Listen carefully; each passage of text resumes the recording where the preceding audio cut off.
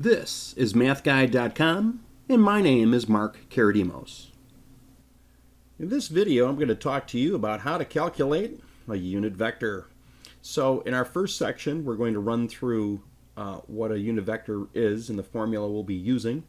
And then the following two sections will actually do some examples. All right.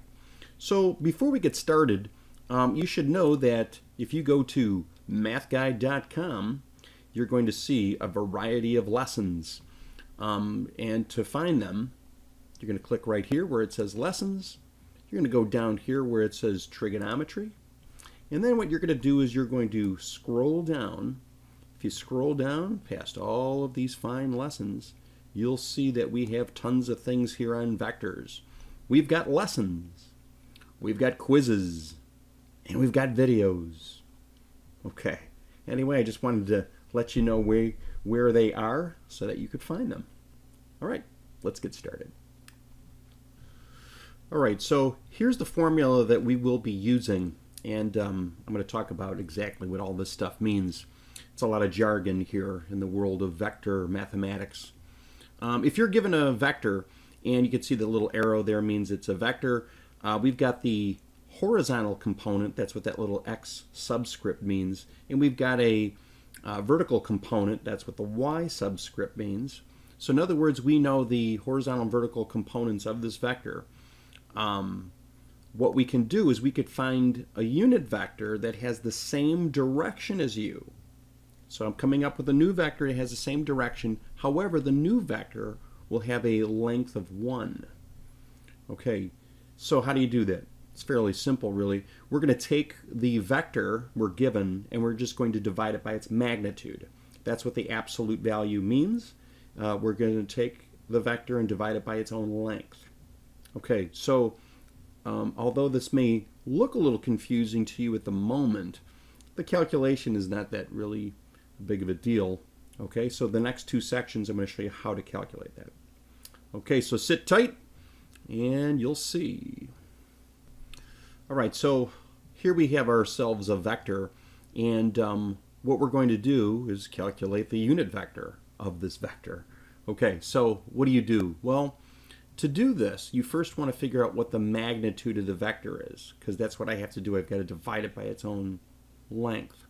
Okay, so what do? You could graph this thing to give you an idea of what it looks like, and that's what I'm going to do. So now I'm not going to spend a lot of time putting little notches on here, but I do know I've got to go 5 left and I've got to go 12 down to get to this vector.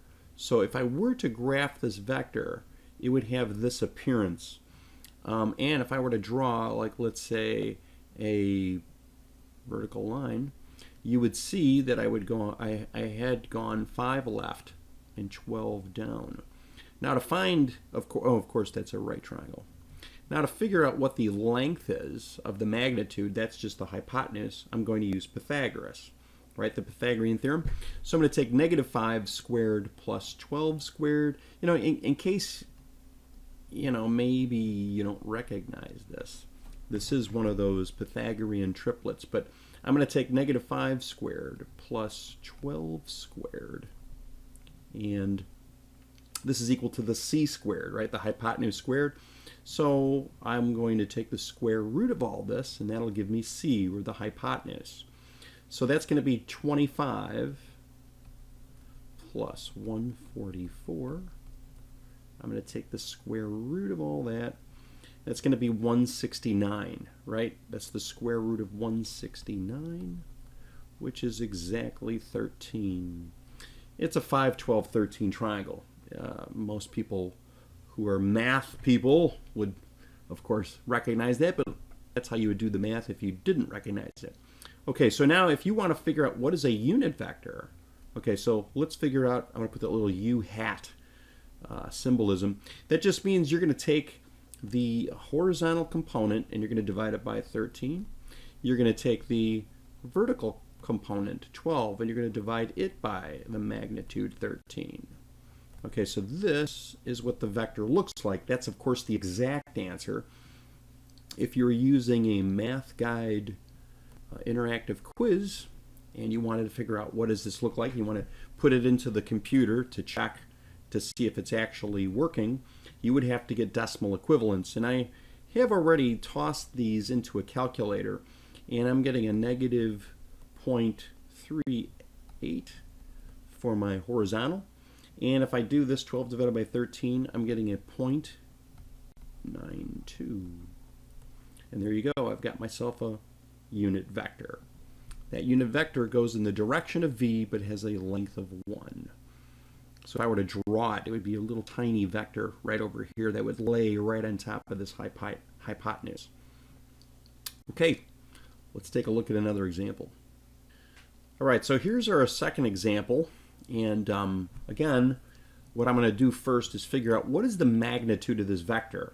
So I would sketch this vector over here. I would say, okay, it's going to be 3 units to the right, it's going to be 8 units down, it's going to be somewhere over here, right? So if I were to graph this vector, it's going off in quadrant 4. If I were to draw the vertical component, it would look like this. In other words, I'm going to close this up and make it look like a right triangle. 3 to the right, 8 down. Okay, it looks like that. Now again, if I'm going to figure out what the magnitude is, I'm just using the Pythagorean theorem. I'm doing 3 squared plus negative 8 squared is equal to c squared. Okay, but again, c squared, well, I'm going to take the square root of both sides to get c. So this is the magnitude.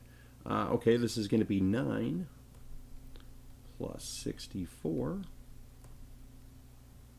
otherwise known as the square, you know what, I don't like that little mark there.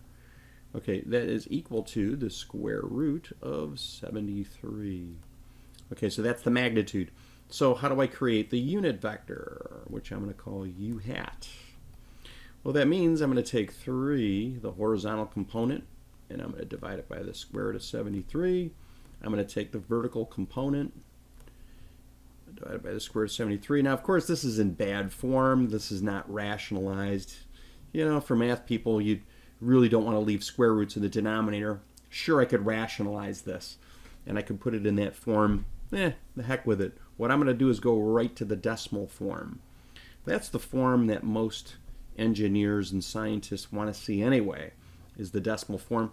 And I did this already, and it turns out that this is equal to, let's see, I threw this in a calculator, I'm getting a 0.35, and I'm getting a negative 0.94. Okay, and again, this vector would lie right here on this hypotenuse, except it would be a little teeny vector because the vector is going in the same direction as v, but it does have a small length. It's got a length of 1. Okay, so there you go. We've got our unit vector. Okay, so this has been a couple examples here of how to create unit vectors. And please make sure you go like the video, subscribe to the channel. I definitely do appreciate if you doing either one of those two. And check out our other lessons, our interactive quizzes, and of course our instructional videos on MATHguide.com. Take care.